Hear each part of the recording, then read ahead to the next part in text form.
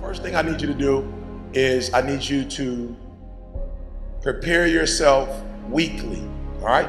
So I need you every single week to wake up, and during the process of that week, I need you to have a sense of urgency. Something has to get done in that week, all right? So I just write this down. So there should never be a week in your life that you're just going through the motions. Like every single week, there should be something specific that you're trying to accomplish. All right? And then there should be something monthly that you're trying to accomplish.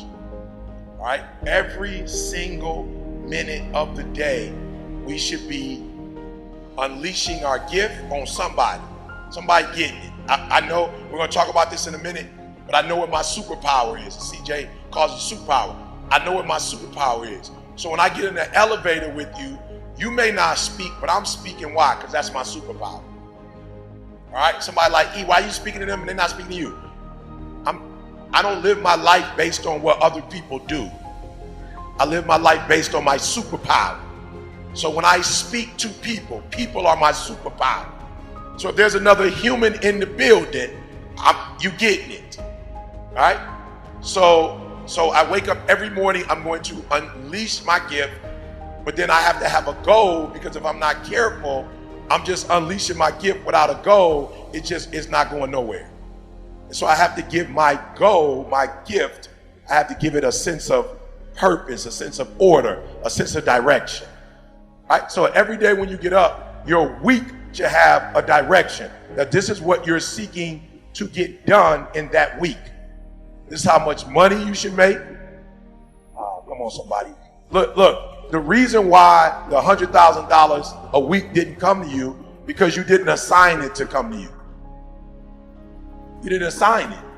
So you just randomly hoping it's going to come. Now you have to assign it. You have to tell it which bank account it's going to. Oh, come on, somebody. You don't go to the bank and just give them $100,000. They want to know, is it your savings? Is this going into your check-ins? Is this the joint boy? Right? So every day, every week, every month, every quarter, every year, you should have a destination for your time, for your money, for your relationships. I had a really good friend of mine. I went to lunch and he said, I don't know who this guy is here in front of me. And he goes, let me ask you a question, honestly. Right now, what are you grateful for? And at the lunch I said, jack shit. Nothing, brother. There's nothing good in my life right now. And I'm not exaggerating this to you when I tell you this, and this is a factual story. As I'm mouthing these words, two people walked in with an older man. Both of them clearly were fighting cancer somehow. Both had lost their hair. One of the ladies had a bonnet on, and they were barely moving in.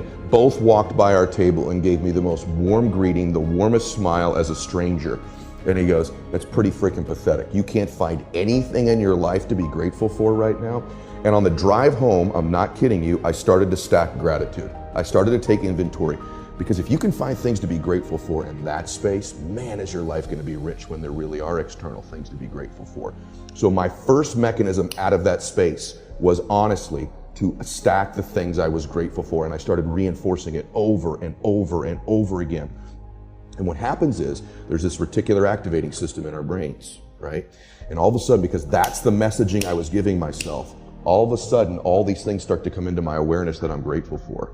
I start to magnetize to myself some people that I needed to find into my life, and that was the next layer. I started to see things to be grateful for. My health, my fitness, people who loved me. And what it did, it changed my state. When I stacked gratitude, I changed what I did in the morning, and I changed what I did in the evening. And so somehow by grabbing control of my morning and by grabbing control of my evening, I got some measure of control over the middle of my day. I was an out of control person back in those days, meaning this: I woke up worried, stressed, fearful, and I immediately start thinking about a bill I had to pay, something that was wrong. And I'm in a state of reaction to begin I'm talking within 6 minutes of waking up, 6 seconds. Most people listening to this, that's what they do. I said, I got to grab control of my morning, and I set up routines in my morning.